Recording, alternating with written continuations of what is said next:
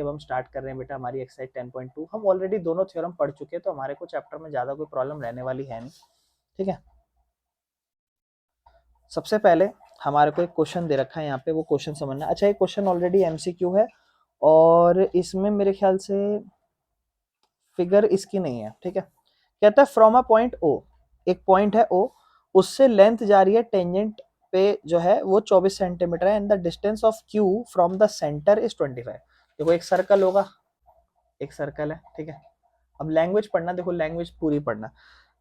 कह रहा है क्यू पॉइंट से, क्यू पॉइंट से जो टेंजेंट है सर्कल पे जा रहा है वो 24 है, तो क्यू पॉइंट यहां मान लो, और यहां से मेरा ऐसे टेंजेंट जा रहा होगा, ये पॉइंट क्यू है, और दूसरा सर्कल पे एक टेंजेंट बन रहा है और इसकी लेंथ 24 सेंटीमीटर है, ये उसने क्वेश्चन में दिया।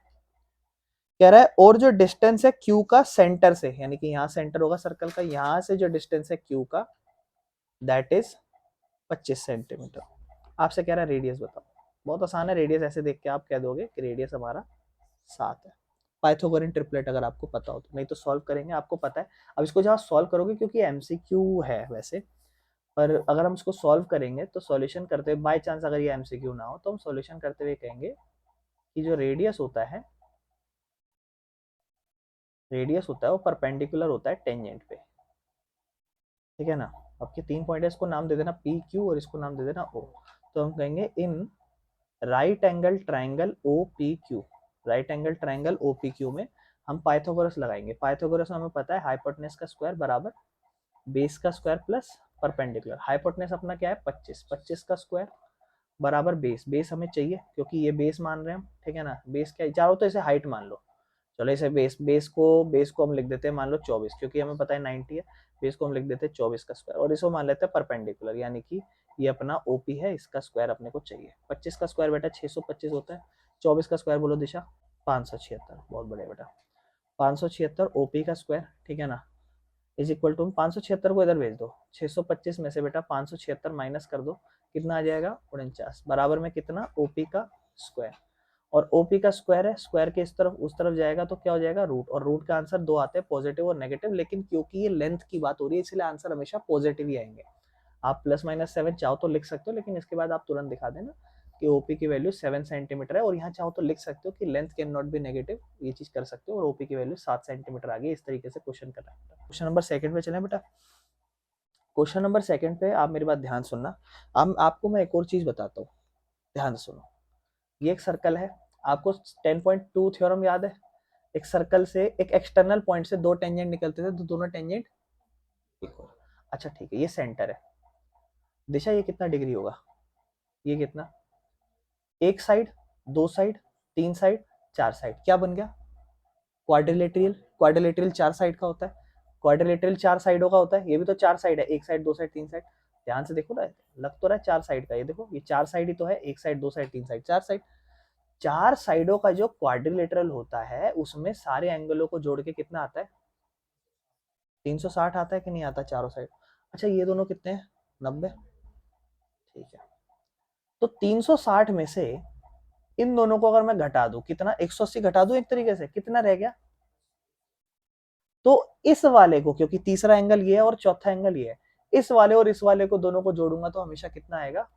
बस ये बात ध्यान रखना, ये बात ध्यान रखना, जब भी हम कोई क्वेश्चन करेंगे तो आप ये ध्यान रखना कि एक सर्कल के अंदर ये दोनों एंगलों को जोड़ के हमेशा क्या आता है, क्यों, क्योंकि चारों को जोड़ के 360, दोनों 180 है तो बचा 180, इन दोनों को जोड़ के 180। तो कल को कभी क्वेश्चन में आपको डायरेक्ट ये दे दे, बोले ये निकालो, निकाल लो। ठीक है ना, और सर्कल को थोड़ा याद रखना। यहाँ पर ज्यादातर मजेदार खेल पता है क्या आएगा, कहेगा ये तो दे रखा है, ये बताओ। तो ये बात मैंने जस्ट आपको समझाई है, इस बात का थोड़ा ध्यान रखें, याद रखें, और आगे क्वेश्चनों में आ ही जाएगी ये चीज। ठीक है ना, क्वेश्चन नंबर 2 ध्यान सुनो। आपको फिगर दे रखी है बेटा इस क्वेश्चन में, तो इस फिगर को बना देते हैं। ठीक है ना, और आपको ये फिगर सी बना के दे रखी है इस तरीके से। ठीक है, और ये एंगल आपको 110 डिग्री दे रखा है। ठीक है ना, तो ये कितना होगा बताओगे अभिषेक, 70 है ना, कितना होगा बेटा 70। अब आप समझ गए हो कैसे ना, चलो बस अब ये गेम याद रखनी है आपको। अब आपको देखो ये भी एमसीक्यू ही दे रखा है, कह रहा है इन द फिगर 10.11, 10.11 ये फिगर है हमारे पास, कहता है टीपी, टीपी और टीक्यू, कहता है टीपी और टी क्यू जो है ना वो टेंजेंट है सर्कल पे, सेंटर ओ है और angle P O Q 110 degree है, तो एंगल पी टी क्यू निकालो, एंगल पी टी क्यू निकालो। पी टी क्यू मतलब पी टी क्यू मतलब यही वाला, और हम समझ चुके हैं 170 होगा। हम इसको ऐसे कहेंगे, पहले तो हम ये लिख देंगे कि O P perpendicular to P T, ठीक है ना, और O Q perpendicular to Q T. हालांकि ये क्वेश्चन आपको करके नहीं दिखाने, पर मैं सब करा रहा हूँ, एक्सप्लेनेशन अपने को पता होना चाहिए ना, एनसीईआरटी के अलावा आ गए तो अपने को पता रहना चाहिए, ठीक है। चलो, अब ये क्यों है बेटा, तो इसको हम यहाँ लिख देंगे कि radius perpendicular to tangent to a circle, ये बात लिख देंगे।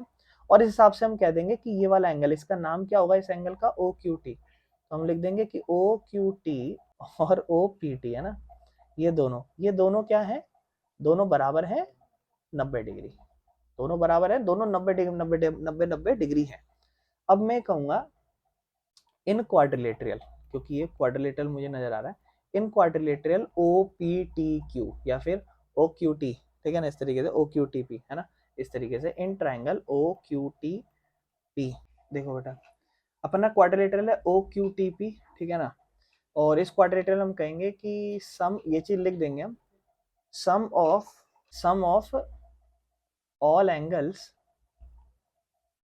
इन क्वाड्रिलेटरल इज 360 है ना। बस चलो, अब ये चीज लिख के हम पहले इन दोनों, ये चार एंगल, ये 1 2 3 और 4 है ना, ये सारे एंगल लिखेंगे हम। पहले एंगल तो हमें पता है ओ क्यू टी, ठीक है ना, plus O P T plus P O Q,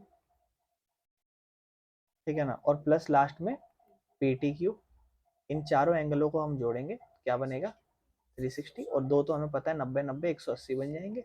PO Q हमारे पास 110 है ही, और हमें पीटी क्यू चाहिए बराबर में 360, तो पीटी क्यू यहीं रख देंगे, और इधर 360 है, ए माइनस में 290 बराबर 360 में से 290 गया 70 डिग्री, तो पीटी क्यू कितना हो गया बेटा, कोई दिक्कत। बस ये चीज हमें करके दिखानी थी इस क्वेश्चन में, इस तरीके से आपको आगे जाके पेपरों में क्वेश्चन आते हैं, मतलब इस टाइप के क्वेश्चन, और आगे जाके एक आध क्वेश्चन में हमें सॉल्व करना पड़ जाएगा, तो ध्यान रखना, इस तरीके से करेंगे, ठीक है। चलो आगे चलते हैं। कहता है टेंजेंट पी और पीबी है from point P to a circle centre O are incline to each other at, अब देखो ये वो उसी बात को बस आपको समझ रहे हो किस तरह। अब देखो थोड़ा सा ना आपको हिंट बताता हूँ, जब भी कभी लैंग्वेज में कंफ्यूजन तो मेजरली चांसेस होता है कि सेंटर को ओ से लिखता है, उसने लिख दिया पी और पीबी दोनों टेंजेंट है, और पी और पीबी यानी कि पी पॉइंट एक्सटर्नल पॉइंट होने वाला है, एक सर्कल हो गया, एक्सटर्नल पॉइंट क्या होगा आपका पी, पीए और पीबी, ठीक है। अब आपसे कह रहा है कि ये सेंटर से, अब देखो समझना, PA and PB from point P, PA और PB from point P with centre O, जहां पे सेंटर ओ है, और ये इंक्लाइन हो रखे हैं एक दूसरे की तरफ, मतलब इंक्लाइन मतलब ऐसे एंगल ऊपर की तरफ बढ़ना, इंक्लाइन होना बढ़ना, incline each other eight angle 80 degree, ठीक है ना, यानी कि इनका एंगल इंक्लाइनेशन का 180 डिग्री है। तो आपसे कहता है, अब जायज बात है, ये एंगल की बात हो रही है यहाँ पे, ठीक है ना, ये यहाँ पे ओ है, तो आपसे कह रहा है पी ओ ए, ये एंगल बताओ, है ना, ये एंगल बताओ, ये वाला एंगल। अच्छा ये बताओ, आप ये ट्रायंगल को इस ट्रायंगल के कंग्रेंट प्रूव करना सीख चुके हो, उस हिसाब से आपको पता है ये एंगल और ये एंगल दोनों बराबर होते हैं, और इन दोनों को जोड़ के कितना आएगा 80, तो आप कहोगे भैया ये 40 और ये 40, क्या ये बात समझ पा रहे हो, क्यों, क्योंकि दोनों कंग्रेंट हो सकते हैं। अच्छा ये कितना 90, अब इस ट्रायंगल को देखो, आप इस ट्रायंगल को इस तरीके से देख पा रहे हो, इसमें ये कितना है 40, ये कितना है 90, 90 और 40 कितना 130, और ये कितना हो जाएगा 50। समझ में आ गया ये तरीका, ऐसे करेंगे, कोई दिक्कत है। देखो 80 को 40 क्यों बनाया समझ रहे हो, इन दोनों ट्रायंगल को हम क्या कर सकते हैं, कंग्रेंट प्रूव कर सकते हैं, ठीक है ना, तो हम कंग्रेंट प्रूव कर देंगे और इस तरीके से हमारा काम हो जाएगा, ठीक है ना। ये दोनों, जब ये दोनों कंग्रेंट होंगे तो हमें पता है ये एंगल इसके बराबर होगा, ये वाला एंगल इसके बराबर होगा, ये वाला एंगल इसके बराबर होगा, दोनों एंगल बराबर होंगे तो मैं लिखूंगा दोनों को जोड़ के 80 आ रहा है, और दोनों एक दूसरे के बराबर भी हैं, तो दोनों को मैं डबल करके लिख दूंगा, और दो उधर 80 जाके डिवाइड 40 और 40 काम करता। लेकिन मैं इसको सॉल्व करके दिखाऊंगा आपको पूरा, तो फिर हम सॉल्व कर सकते हैं। मैं आपको ये तरीका बता रहा हूँ, ये बेसिक है, ज्यादा एडवांस अपन क्या जाए इस पे, इसको ऐसे ही कर लेंगे। तो सबसे पहले हम लिखेंगे इन ट्राइंगल, दो ट्राइंगल उठा लेते हैं। इन ट्राइंगल इसका नाम है OAP और इसका नाम होगा OBP। कल अपन ने ऑलरेडी प्रूव करी है ये थ्योरम, तो बस उसी का रिवीजन है एक तरीके से, OAP और OBP। सबसे पहले हम क्या क्या करके बताएंगे, देखो हम ये चीज बोलेंगे कि राइट एंगल हाइपोटेन्यूज और साइड वाली थ्योरम करके प्रूव करेंगे। तो क्वेश्चन में आपको क्या थ्योरम जो टेंजेंट्स है वो बराबर दे रखे, तो टेंजेंट्स आपको बराबर नहीं दे रखे, तो अपन सबसे पहले कहेंगे ये वाली इसके बराबर है, ये दोनों में कॉमन है और ये 90 डिग्री। तो सबसे पहले 90 डिग्री वाला RHS लगाना है। तो इस 90 का नाम क्या होगा बेटा, इस तरफ होगा इसका नाम OAP, ठीक है ना, और ये इस तरफ बराबर होगा OBP, ठीक है। उसके बाद राइट के सामने बिल्कुल हाइपोटेन्यूज बताना होता है। राइट के सामने हाइपोटेन्यूज बताओगे, ये दिशा कौन सा है, OP, ठीक है ना, OP ये अपना हाइपोटेन्यूज है, ठीक है ना, ये अपना राइट एंगल हो गया। अच्छा राइट एंगल क्यों है, तो सबको पता ही है, रेडियस परपेंडिकुलर टू टेंजेंट। और दूसरा हाइपोटेन्यूज क्यों है, क्योंकि कॉमन है भैया दोनों में, है ना। और तीसरी अदर साइड बतानी है, तो अदर साइड रेडियस वाली बताएंगे। क्या नाम है, इस तरफ नाम है OA और इस तरफ नाम है OB, ये हो जाएगी अदर साइड, ठीक है ना। दोनों क्यों है, रेडियस। तो हम कहेंगे बाय RHS, ठीक है ना, ट्राइंगल OAP, ठीक है ना, कॉन्ग्रेंट है ट्राइंगल OBP के। ये 9th क्लास की प्रॉपर्टी है बेटा, ध्यान रखना। इसके बाद इतना काम हो जाएगा, इसके बाद आप ये कहोगे कि ये दोनों एंगल भी बराबर है। इसका नाम क्या होगा, APO या OAOPA।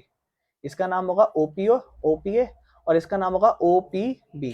ये दोनों एक दूसरे के क्या है, बराबर। ये दोनों क्यों बराबर हैं, बाय, सही बोल रहे हो, बाय CPCT, बाय CPCT ये दोनों बराबर है, क्योंकि अभी भी ट्राइंगल कंग्रेंट प्रूफ करा है, ठीक है ना। ये दोनों बराबर है और हमें पता है कि ये दोनों बराबर है, और हमें पता है कि अगर हम इन्हीं दोनों को जोड़ें तो कितना आएगा, इन्हीं दोनों को जोड़ के हमें पता है 80 भी आएगा इन्हीं दोनों को जोड़ के।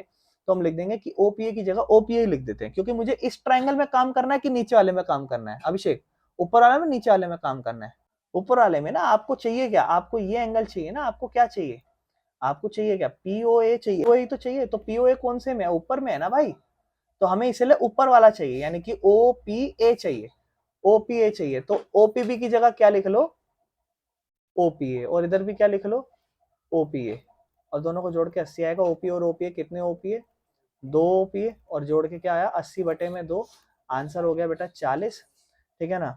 OPA की वैल्यू हो गई 40, ये 2 हटा देना यहाँ से।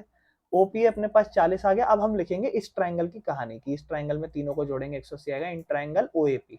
तो हम इसके बाद लिखेंगे इन ट्राइंगल OAP कौन कौन से एंगल, पहला वाला एंगल ये है ना, क्या नाम है इसका, एंगल OAP, ठीक है ना।